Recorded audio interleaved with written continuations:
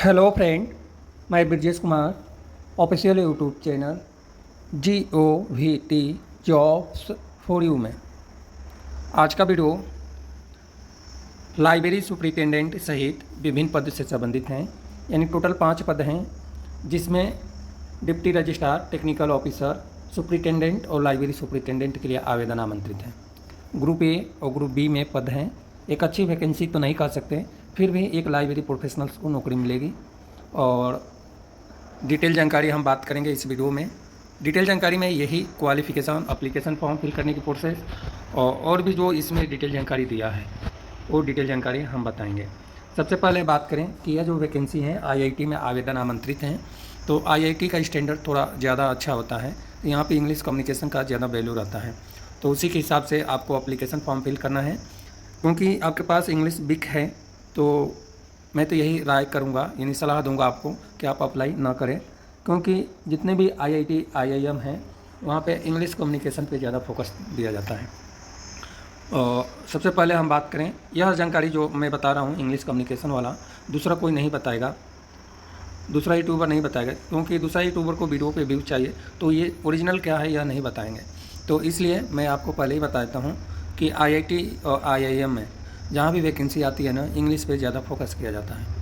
अब पद की बात करें तो यहाँ पे सीरियल नंबर, यहाँ पे पोस्ट के नेम, यहाँ पे 7 CPC के अनुसार पे लेवल, यहाँ पे ग्रुप दिया है।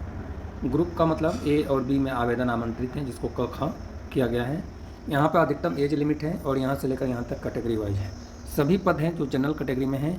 एक पद है सुपरिटेंडेंट में, 2 पद हैं, एक तो AC में है और एक जनरल में है। बाकी सारे कैटेगरी जनरल में हैं। और यदि जनरल में पद हैं तो आप कैटेगरी में अप्लाई करना चाहते हैं तो कैटेगरी में नहीं होगा, आपको जनरल में ही अप्लाई करना पड़ेगा, क्योंकि पद हैं जनरल में। क्योंकि इससे रिलेटेड कई बार कमेंट आता है मेरे पास कि पद तो जनरल में है, OBC में है, AC में है, क्या हम एलिजिबल हैं? आप एलिजिबल तो हैं, लेकिन आप कैटेगरी में नहीं, जनरल में ही अप्लाई करेंगे। या तो कैटेगरी में अप्लाई करते हैं तो अप्लीकेशन शुल्क कम लगेगा और जनरल में क्वालिफाई करना पड़ेगा। इस बात को आपको ध्यान रखना है। अब पद हैं डिप्टी रजिस्ट्रार के लिए, पे लेवल 12 के अनुसार सैलरी मिलेगा, एज लिमिट है 50 साल और सिंगल पद हैं। टेक्निकल ऑफिसर के लिए एज लिमिट है 42 साल, जनरल में एक पद हैं जनरल कैटेगरी में। सुपरिटेंडेंट के लिए एज लिमिट है 34 साल, 2 पद हैं, एक जनरल में और एक है ST कैटेगरी में। लाइब्रेरी सुपरिटेंडेंट के लिए पे लेवल 6 के अनुसार सैलरी मिलेगी और एज लिमिट है 34 साल, एक पद है जनरल कैटेगरी में। इस तरह से टोटल 4 पद हुआ जनरल कैटेगरी में और एक पद है कैटेगरी में। टोटल 5 पद पर आवेदन आमंत्रित है। एज लिमिट में जो छूट हैं वो गवर्नमेंट ऑफ इंडिया का नॉर्म्स अप्लीकेबल हैं कैटेगरी वाइज। PWD कैटेगरी के लिए एज लिमिट में 56 साल छूट हैं और कैटेगरी के लिए भी एज लिमिट में छूट हैं। अब क्वालिफ़िकेशन की बात करें तो क्वालिफ़िकेशन में डिप्टी रजिस्ट्रार पद के लिए ग्रुप ए में जो आवेदन आमंत्रित हैं, क्वालिफ़िकेशन है मास्टर डिग्री में 55% अंक हैं। इसके साथ में इक्विवेलेंट ग्रेड भी है तो भी अप्लाई कर सकते हैं। एक्सपीरियंस में असिस्टेंट रजिस्ट्रार पे लेवल 10 के अनुसार 5 साल का एक्सपीरियंस होना चाहिए। और एक्सपीरियंस किस फील्ड में होना चाहिए तो एरिया की बात करें तो legal, finance and accounts, establishment, material management, academic, student welfare, research and development, secretarial service, hostel management ETC दी गई है। टेक्निकल ऑफिसर के लिए ग्रुप ए में आवेदन आमंत्रित हैं। क्वालिफ़िकेशन में BE BTech या इक्विवेलेंट क्वालिफ़िकेशन होनी चाहिए। फर्स्ट डिवीज़न क्वालिफ़िकेशन मांगा हुआ है। एक्सपीरियंस में आफ्टर क्वालिफ़िकेशन के बाद 6 साल का एक्सपीरियंस पे लेवल 6 के अनुसार या 3 ईयर का एक्सपीरियंस पे लेवल 7 के अनुसार होना चाहिए। इसके अलावा PhD डिग्री भी नीचे मेंशन किया हुआ है। यदि आपके पास PhD डिग्री है तो 3 ईयर का एक्सपीरियंस है तो आप एलिजिबल माने जाएंगे। सुपरिटेंडेंट के लिए बैचलर डिग्री 55% अंक होनी चाहिए और 5 ईयर का रिलेवेंट एक्सपीरियंस संबंधित फील्ड में यानी सुपरवाइजरी लेवल का होना चाहिए। यदि आपके पास डिग्री क्वालिफाई है आफ्टर डिग्री के बाद होना चाहिए। और एरिया ऑफ एक्सपीरियंस की बात करें तो ऊपर मैं जो बताया हूँ डिप्टी रजिस्ट्रार के लिए वही एरिया है एक्सपीरियंस के लिए। यदि फुल टाइम मास्टर डिग्री आपके पास है, मास्टर प्रोग्रामर से रिलेटेड, और 2 साल का एक्सपीरियंस है तो भी आप एलिजिबल हैं, अप्लाई कर सकते हैं। लाइब्रेरी सुपरिटेंडेंट की बात करें तो इसके लिए ही एक्सपीरियंस की डिमांड ज़्यादा है। फिर भी क्वालिफ़िकेशन की बात करें तो लाइब्रेरी साइंस में बैचलर डिग्री फर्स्ट डिवीज़न होना चाहिए या मास्टर डिग्री फर्स्ट डिवीज़न होना चाहिए लाइब्रेरी साइंस में। एक्सपीरियंस की बात करें तो बैचलर डिग्री या पर 5 साल का एक्सपीरियंस, बैचलर डिग्री है तो 5 साल का एक्सपीरियंस होना चाहिए, या आपके पास मास्टर डिग्री के बाद 4 साल का एक्सपीरियंस है तो आप एलिजिबल हैं, अप्लाई कर सकते हैं। जो एक्सपीरियंस है KRC, networking, automation, data and information science, library से रिलेटेड, यह एक्सपीरियंस है आफ्टर क्वालिफिकेशन, यानी एमलिब आपके कंप्लीट होने के बाद का एक्सपीरियंस चाहिए, या बीलिब कंप्लीट होने के बाद का ही एक्सपीरियंस चाहिए। यह जो पद हैं सरकारी नौकरी के लिए हैं, इसलिए एक्सपीरियंस के रिक्वायर हैं। और सरकारी नौकरी के लिए जो भी वैकेंसी आती है उसमें प्रोबेशन पीरियड रखा जाता है, तो इसके लिए भी 1 साल का प्रोबेशन पीरियड रखा गया है। अब यहाँ पे सेकेंड नंबर में एक साल का फर्स्ट नंबर में प्रोबेशन पीरियड है।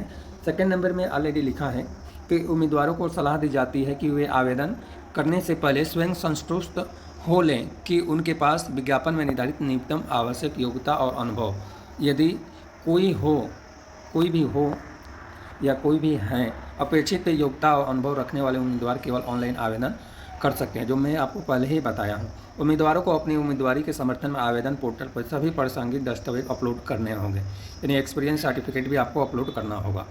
उम्मीदवारों को यह सूचित करना चाहिए कि उनके पास UGC या AICTE द्वारा मान्यता प्राप्त बोर्ड या संस्था से ही अपेक्षित योग्यता हैं, ये भी ध्यान रखना है। संबंधित क्षेत्र में अनुभव प्रमाण पत्र वर्तमान रोजगार से पहले तक उचित प्रारूप में होनी चाहिए, यानी उचित प्रारूप में, और संस्था के लेटर हेड पर ही होना चाहिए।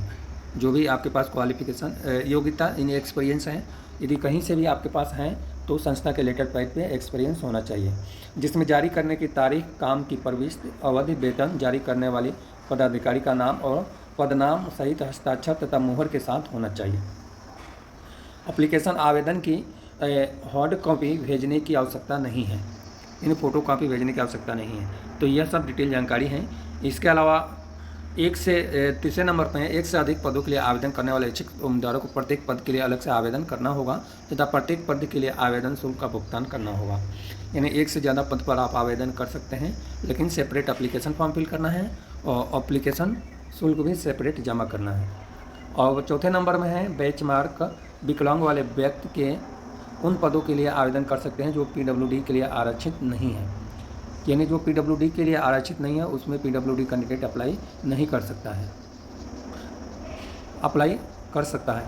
संस्था एक कार्यबल बनाने का प्रयास करता है जो लिंग संतुष्ट को दर्शाता है, और महिला उम्मीदवारों को आवेदन करने के लिए प्रोत्साहित किया जाता है। महिला आवेदन भी आवेदन कर सकते हैं। 5वें नंबर में है संस्था का यह अधिकार है कि विज्ञापन में पदों की संख्या को किसी को भरें या न भरें, चयन करने न करने का प्रयास और पदों की घटाई बढ़ाई संख्या में परिवर्तन करने का जो संस्था का राइट होता है। इस तरह से यह डिटेल जानकारी दिया गया है। एप्लीकेशन शुल्क कोई ज़्यादा नहीं है। इसके अलावा पद के लिए उम्मीदवारों की पात्रता आवेदन की अंतिम तिथि के आधार पर मानी जाएगी, और आरक्षित श्रेणी के अंतर्गत लाभ प्राप्त करने के लिए उम्मीदवारों को सक्षम अधिकारी द्वारा जारी श्रेणी प्रमाण पत्र, यानी भारत सरकार के निर्धारित प्रोफार्मा के अनुसार आवेदन पोर्टल पर अपलोड करना होगा। इस बात को भी आपको ध्यान रखना है। और प्रत्येक पद के लिए आवेदन शुल्क वापसी योग्य नहीं, अलग से भुगतान किया जाना, जैसा कि नीचे विस्तार से बताया गया है। जो भी एप्लीकेशन फॉर्म फिल करेंगे आपको एक बार पे करने के बाद वो रिफंड नहीं होगा।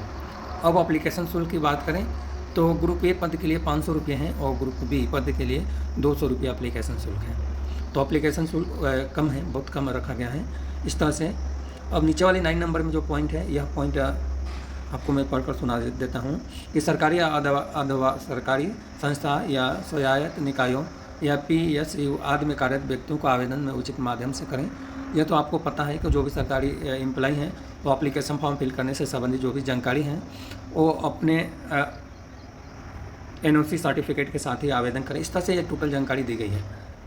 नियमित कर्मचारियों के लिए जो है सरकारी नौकरी के लिए एज लिमिट 57 साल रखी गई है,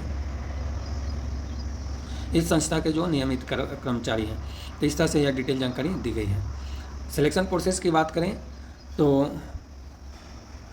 सिलेक्शन प्रोसेस की हम बात कर लेते हैं। तो जो पे लेवल 10 का पद है तो लिखित परीक्षा न्यूनतम मूल्यांकन प्रक्रिया आयोजित की जा सकती है और क्वालिफाइंग प्रक्रिया की होगी। जो उम्मीदवार योग्य होंगे साक्षात्कार के लिए बुलाया जाएगा। अंतिम चयन केवल साक्षात्कार के प्रदर्शन के आधार पर ही होगा। और जो पे लेवल 6 के अनुसार ग्रुप ख में है जिसमें लाइब्रेरी सुपरिटेंडेंट और सुपरिटेंडेंट का पद है, इन पद के लिए भी परीक्षा जो है लिखित परीक्षा होगा। इसके अलावा कंप्यूटर बेस्ड टेस्ट, ट्रेड परीक्षा और परीक्षा में कोई अन्य तरीका जैसे उचित समझा जाए वो भी हो सकता है। तो इस बात को आपको ध्यान रखना है। और भी डिटेल जानकारी इसमें डॉक्यूमेंट वेरिफिकेशन से रिलेटेड डिटेल जानकारी दिया है, और भी डिटेल जानकारी है, अभी तो बहुत सारी डिटेल जानकारी हैं। तो व्हाट्सएप ग्रुप में यह नोटिफिकेशन सेंड किया जाता है, व्हाट्सएप ग्रुप से डिटेल जानकारी आप ले सकते हैं। यह एप्लीकेशन फॉर्म जो ऑनलाइन पोर्टल से फिल करना है यहाँ पे दिया है, वेबसाइट से अभी नोटिफिकेशन मैं निकाला हूँ और एप्लीकेशन फॉर्म फिल करना शुरू हो गया है। और 14 जुलाई 2025 शाम को 5 बजे तक आप ऑनलाइन एप्लीकेशन फॉर्म फिल कर सकते हैं। कोई एप्लीकेशन फॉर्म सेंड करने की ज़रूरत नहीं है।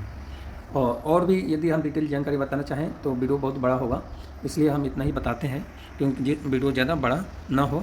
अब यहाँ पे है कि यह जो वैकेंसी है कहाँ पे आया है, तो भारतीय प्रौद्योगिकी संस्थान गोवा में आवेदन आमंत्रित हैं। एक अच्छा प्लेस है गोवा, जहाँ पे हर कोई जाना चाहता है। और यहाँ पे IIT में आवेदन आमंत्रित हैं, तो यहाँ पे आपको अप्लाई करना चाहिए। थोड़ा सा